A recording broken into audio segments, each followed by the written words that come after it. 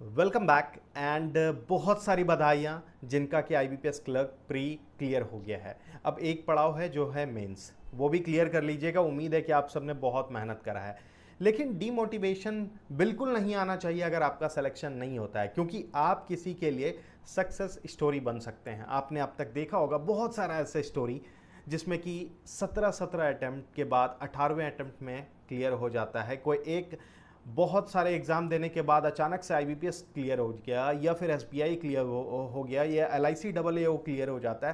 तो ये स्टोरी एक आप भी बन सकते हैं।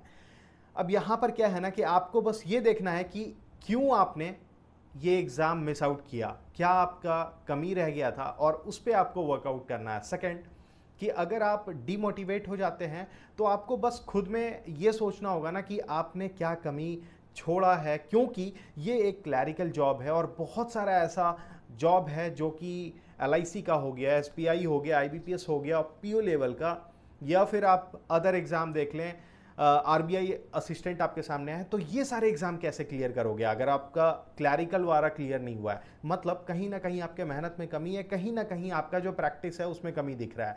तो इन चीज़ों पे आपको मेहनत करना होगा, और ये बिल्कुल नहीं सोचना है कि अगर नहीं हुआ, मैं 2 साल से मेहनत कर रहा हूँ, मैं 3 सालों से कर रहा हूँ, मेरा फिर भी 4 अटेम्प्ट हो गया, तीसरा अटेम्प्ट था नहीं हुआ, घर वाले ये बोल रहे हैं, पड़ोसी ये बोल रहे हैं। Do not think about this, क्योंकि लिटरली जॉब आपको पाना है, और वो आपके लिए नहीं पढ़ेंगे बल्कि पढ़ना आपको है, मेहनत आपको करना है। और अगर आपने ऑनेस्टी से पढ़ाई किया है, देखिए किसी दूसरे को दिखाने के लिए मत पढ़िए, लेकिन अगर आपने ऑनेस्टी से पढ़ा है तो डेफिनेटली आपका क्लियर होगा, और आज नहीं तो कल होगा। क्योंकि अभी बहुत सारा ऐसा एग्ज़ाम है जो कि आपके सामने है। लगभग आपका पूरा 2023 एग्ज़ाम ही एग्ज़ाम है, एंड आफ्टर दैट 2024 में भी आपको एग्ज़ाम बहुत सारा देखने को मिलेगा।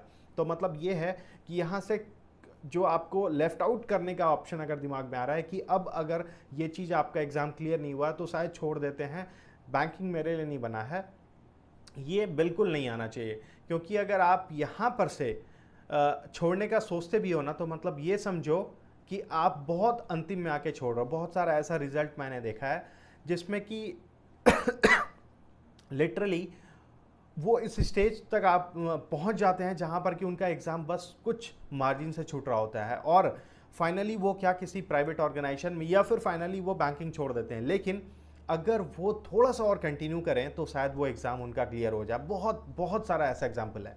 अब आपने क्या देखा कि बहुत सारा स्टेट है जहाँ पर कि कुछ अच्छे मार्क्स में हो गया, जैसे सपोज 85 में कहीं किसी का नहीं होता है, लेकिन 79 में किसी स्टेट में हो जाता है। तो depend upon that state vacancy, और आपका क्या मतलब कितना आप जो आपका बनाने का अटेम्प्ट था और क्या एक्यूरेसी आपने मेंटेन किया, इन सभी चीज़ों पे भी डिपेंड करता है। बहुत इंपॉर्टेंट है कि अगर आप 79 अटेम्प्ट अगर आपका है, मतलब 79 एक्यूरेसी होना चाहिए, एक भी गलती ना हो।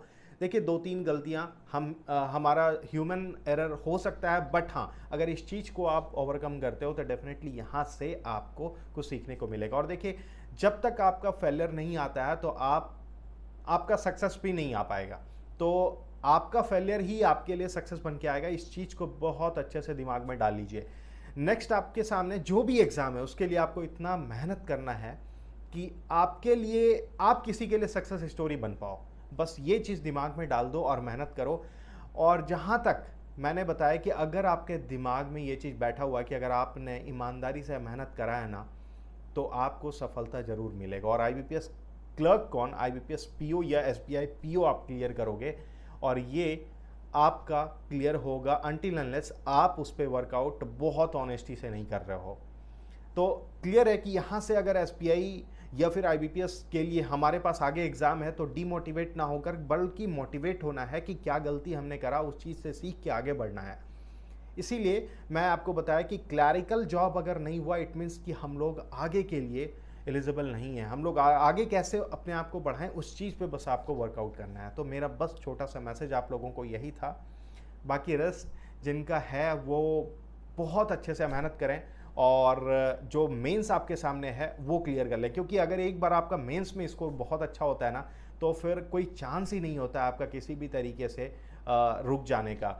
बाकी आप लोगों को विशेष पता होगा कि कैसे मेहनत करना और कैसे करना है हम लोगों को आगे, वो सब कुछ मैं अक्सर डिस्कस करता रहता हूँ आप लोगों के साथ। क्योंकि जिस स्टेज से मैं निकला हूँ और जहाँ पर आप लोगों से मैं इस स्क्रीन के इस साइड बता रहा हूँ, आप ये समझो कि मैंने उन चीज़ों को सामने से देखा है, तभी आप तक पहुँचा पा रहा हूँ मैं।